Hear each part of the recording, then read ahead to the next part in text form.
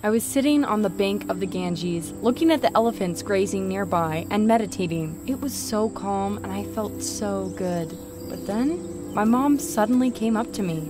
"Honey, we're going back to America soon." I opened my eyes and looked at her in shock. Why? I spent my whole life in India, and my parents worked there. I didn't want to move, but Mom said they were being transferred back to Illinois, so we had no choice. I felt terribly sad. What about meditation, or my favorite place on the riverbank with majestic elephants? What was I supposed to do in America? Hi, my name is Myra. Not long ago, my parents and I came back to the States. Everything seemed very unusual to me. Most of all, I was afraid of going to a new school. I was hoping that I would be accepted by my new classmates. As soon as I walked into the school, I immediately felt curious eyes on me. I walked into the classroom and everyone crowded around me.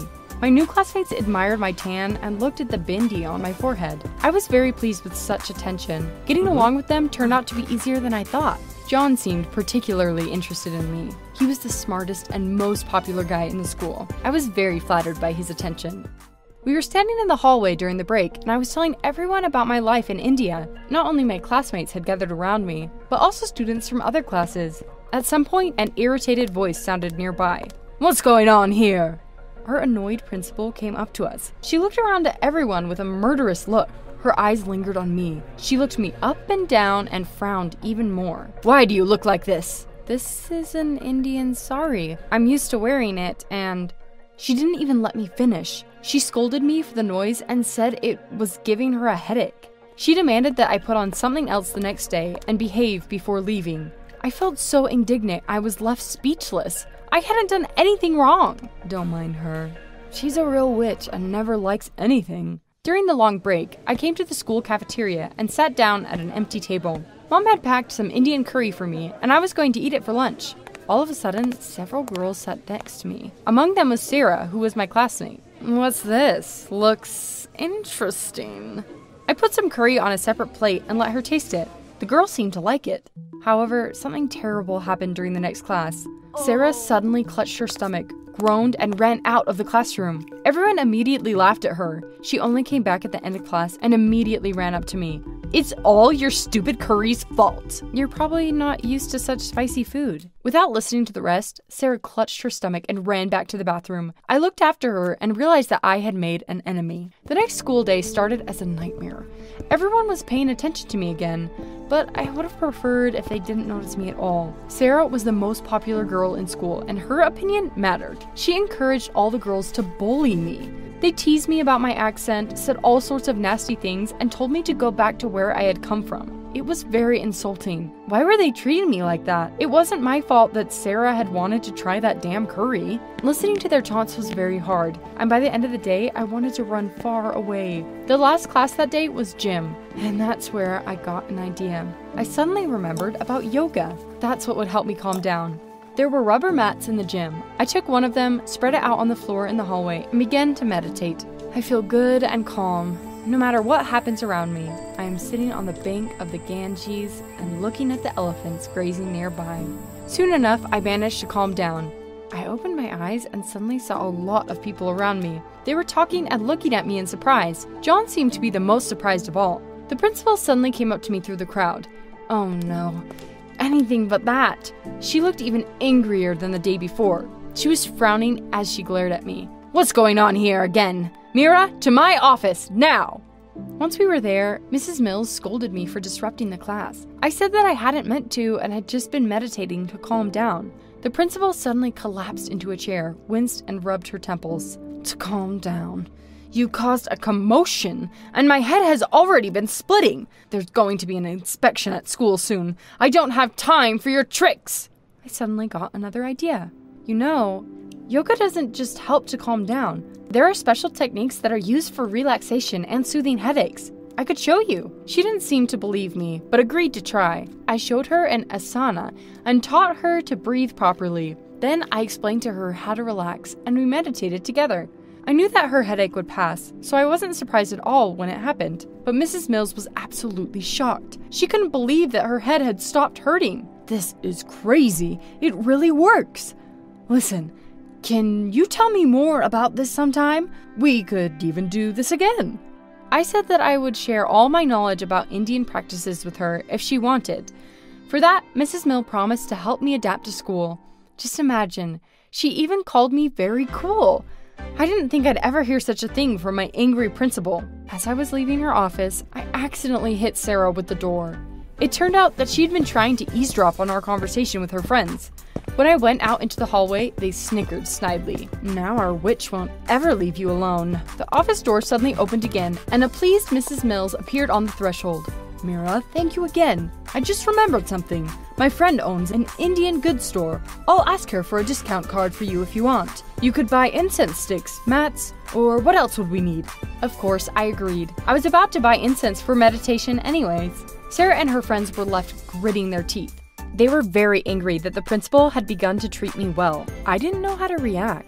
On the one hand, my classmates were boycotting me and I was losing hope of finding new friends by the minute. But on the other hand, the principal was kind to me now. When I came to school the next day, I was expecting some kind of trick, but everything was going fine. My classmates seemed to not notice me at all. I sat down and was about to read a textbook when I noticed something weird. Everyone was staring at me. They were whispering to each other and pointing at me. I didn't understand what had happened. Was something wrong? Something on my face? But then, one guy gestured to my chair. I stood up and saw that there were some pins on it. So that was what it was all about.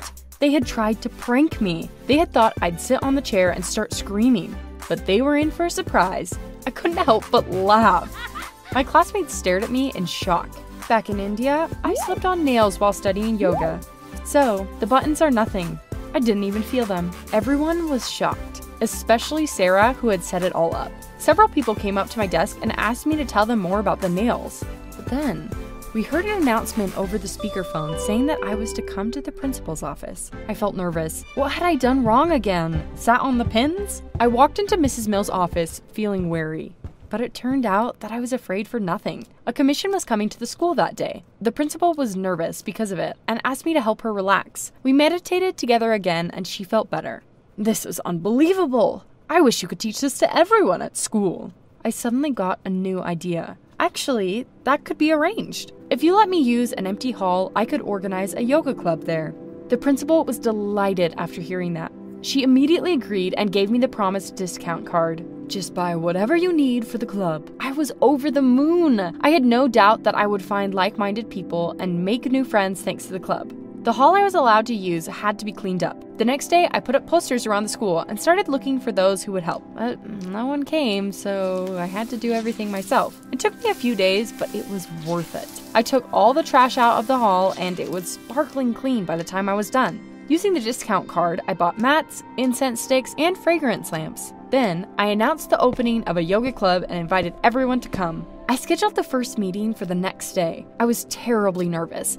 I wanted everything to go perfectly. Most of all, I was worried that Sarah and her friends would try to cause trouble. But then, some boys suddenly showed up for the class. Among them was John. Of course, it was a little strange, but I was glad. If Sarah and her friends weren't there, no one would try to ruin everything. At the beginning of the class, we sat on the mats and I showed my students several asanas. The boys were trying to repeat them, but suddenly started coughing. I also had a lump in my throat and my eyes watered. There was a terrible stench coming from the incense sticks I had lit. Covering their noses with their hands, the guys ran out of the hall. The class I had spent so much time preparing for had been disrupted. I wanted to cry, not only from the stench, but also from despair. I took a closer look at the sticks and realized they had been switched. Then I saw someone peeking through the window. It was Sarah! As soon as I noticed her, she immediately ran away. She had been the one to switch the sticks. Who else could it have been? I got angry, but then I did an asana and calmed down. I knew anger wouldn't help. The next day, John came up to me. He said he was sorry my class had been disrupted. It's a shame that your yoga classes weren't a success, and now the hall will be empty again. Of course, what happened was unpleasant, but I won't close the club because of one little accident. John happily hugged me. Then, Sarah appeared at the end of the hallway. Everyone at school knew about our conflict and stared at us curiously. As Sarah was passing by, she bumped into me and pushed me with her shoulder. John quietly told me not to mind her, and I kept quiet. After school, it was time for a new yoga class. This time, I checked everything thoroughly.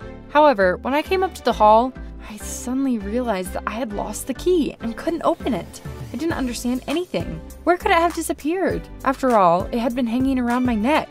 I thought about it and suddenly remembered that Sarah had pushed me that morning. She had probably done it on purpose to steal the key. I was so angry that no asanas and meditations would have helped. I found Sarah in the locker room with the other girls. When I walked in, they quickly crowded into one place and hid something behind their backs. It's not funny anymore. Give me the key now. What key? I don't know what you're talking about. The key to the hall. The one you stole so that I wouldn't be able to teach yoga classes. Sarah twirled her fingers at her temple. She said she hadn't taken any key and was even ready to show me her locker. She spoke so confidently that I almost believed her. But when Sarah opened the locker, the key immediately fell out of it. I had no words. How brazen was she to lie so convincingly? I called John and told him that I had found the key and the class would take place after all. When we, as well as the other guys, came into the hall, we froze on the threshold. The mats had been cut to shreds. The mirrors had been smashed and all the incense sticks were scattered on the floor. Angry tears came to my eyes. Sarah had done it again. Why couldn't she just leave me alone? John immediately hugged me and tried to comfort me. Don't be upset. Yeah, it didn't work out, but that happens. Hell no. I was definitely not about to give up after all that. There was no way I was going to let Sarah get the better of me. I asked the boys to help me clean up, but they said they hadn't signed up for that and quickly left. That was a bit weird. Were they interested in yoga at all? The only one left was John, but it seemed like he didn't really want to help me either. He brought a small robot vacuum cleaner he had assembled himself into the hall. While the robot was cleaning up, John was filming it on his phone. When I asked him what he was doing that for, John said he needed the video for his scientific paper. A couple of days after that, I was ready to hold a yoga class again. I checked and made sure everything was prepared in advance. Nothing was going to stop me. This time, for sure. During the break, the principal came up to me. The commission was supposed to come to the school again that day, and Mrs. Mills was very nervous. She said that they would come and look at how the yoga class was going. That news made me a little nervous, but I quickly pulled myself together. Only boys came to yoga once again. Everything was going well, and I finally calmed down. Relaxing music was playing, we were doing different asanas, when the fire alarm suddenly went off. What the hell? Of course, that was the moment the commission walked into the hall. Everyone froze on the threshold and stared with wide eyes. Water was gushing from the ceiling, the siren was screaming, and I was rushing around the hall in a panic, trying to turn it off. When the alarm finally shut off, the commission members began to scold me and Mrs. Mills. It was terribly unfair, and I felt so frustrated I almost burst out crying. We aren't the ones to blame. It was all Sarah. She keeps messing with the club. Yoga is actually safe and very helpful. Mrs. Mills even managed to get rid of a headache. But the members of the commission did not want to listen to me. They said they were cutting school funding. I wanted to keep arguing, but John suddenly winked at me and whispered, "I'll fix it." He came up to the commission and showed them the video of his robot vacuum cleaner collecting rubbish in the hall. "I have a great suggestion. We will close the dumb yoga club and open a robotics one. The classes could take place in this very hall." To say that I was shocked would be to say nothing. I couldn't believe my ears. What was he saying? After the commission left, I asked him what it was all about. John finally told me the truth. It turned out that he had been planning it all for a long time. He had seen how much work I had done and how cozy the hall had become. He and his friends decided to take it for themselves. To do that, they came to the classes and constantly caused me trouble. That's why he had been trying to convince me to give up. John had also stolen the key in the hallway. He had hugged me just before I had bumped into Sarah, and then he had put the key in her locker. He had also programmed the fire alarm so that it would go off at the right moment. Yeah, that boy was really the smartest guy in school. The smartest and the meanest. But I still didn't understand something. Why had Sarah been spying on me through the window? And what had she and her friends been hiding from me in the locker room? I found the girl and asked her about everything. At first, Sarah didn't want to answer, but eventually she gave in. Her words surprised me even more than John's betrayal had. "I was spying on you because I was interested in yoga and I started doing it secretly, but I was too prideful to come to your classes. We were hiding yoga mats in the locker room that day." Unbelievable. Absolutely unbelievable! The hall I had put so much effort in was given to the robotics club. But I did not despair and began to hold yoga classes outside. It was even better that way, almost like in India. The only thing missing was the elephants grazing nearby. Now, it's mostly girls that come to my classes. Sarah and even Mrs. Mills are among them. I am glad that I managed to find like-minded people and make new friends. Have you ever tried to meditate?